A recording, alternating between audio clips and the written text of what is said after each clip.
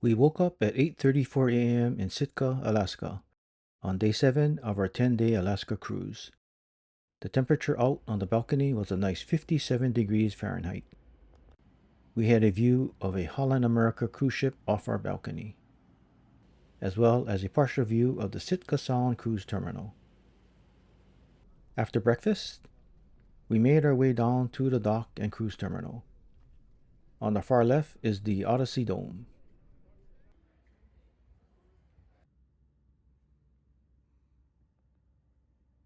Next to that are a few shops.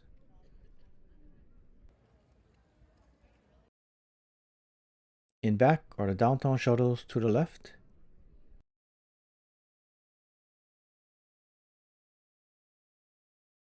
And straight back is a tour departures building.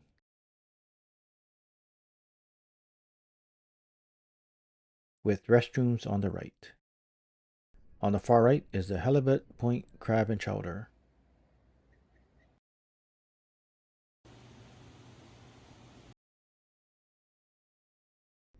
In front is a visitor information kiosk with handy maps that you can also access on your phone.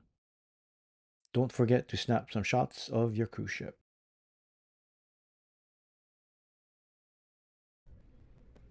We headed to the staging area for the downtown buses. It was slow, so they were accepting all guests and all reservations. If it had been busy, they would have only accepted the reservations as shown. The last shuttle back would leave downtown 30 minutes prior to the all aboard. We boarded a shuttle bus and headed to downtown Sitka.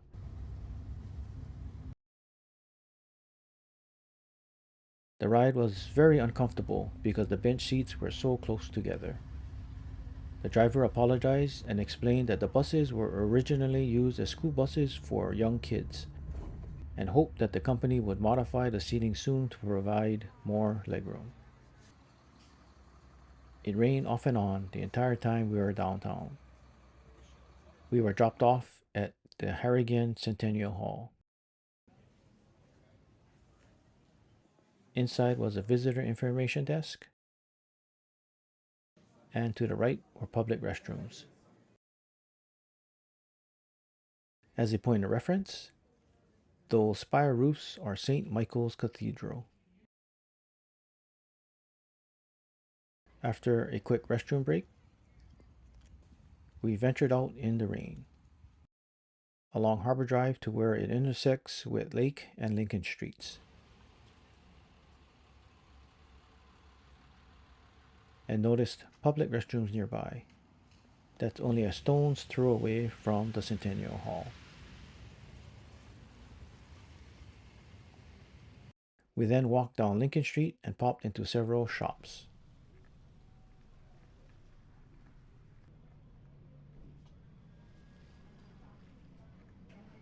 The Thunderbolts movie was playing at the Coliseum movie theater.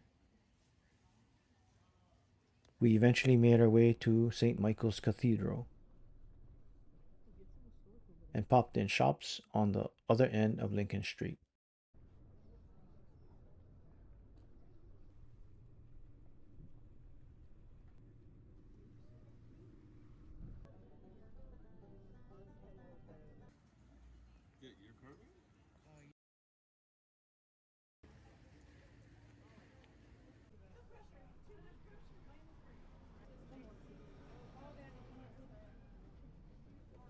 We headed back on Lincoln Street to the intersection of Seward Street.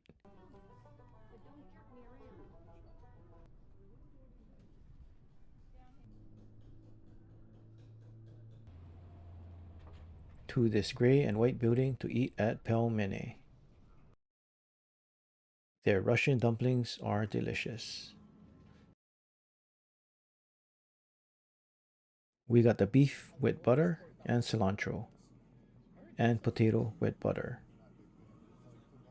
The beef dumplings were the best in our opinion, and we ordered more with butter, cilantro, and sriracha. After stuffing our faces, the weather had cleared up a bit, and we headed back to the Harrigan Centennial Hall.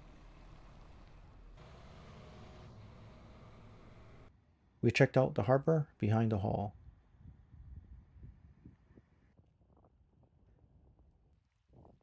Before standing in line to board a shuttle. Of course, it started to rain again. Our rain jackets, waterproof backpack, and waterproof shoes kept us and our stuff dry. I'll leave links in the description below. In a matter of minutes, we boarded a shuttle bus, scrunched into the seats, and headed back to the cruise terminal.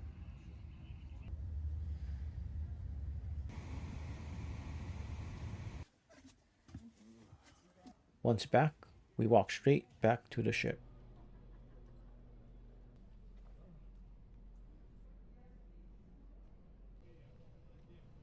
But first stopped at the Sitka sweet and salty stand for Alaskan kettle corn popcorn that was allowed onto the ship.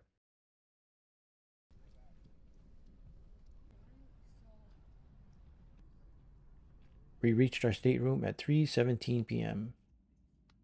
and the temperature out on the balcony was a cool 60 degrees Fahrenheit. Here are views from the port side.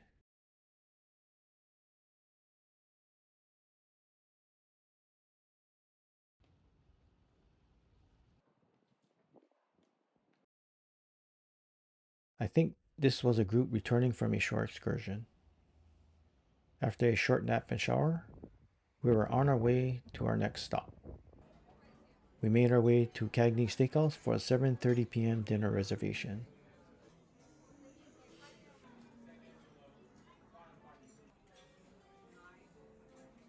And then back to work in the Joy Casino. At 9 p.m., we headed to the Joy Theater to catch the Beatles Story show. Retro Beatles music that I recognize for the most part. Back to the casino until it closed at 1:30 a.m.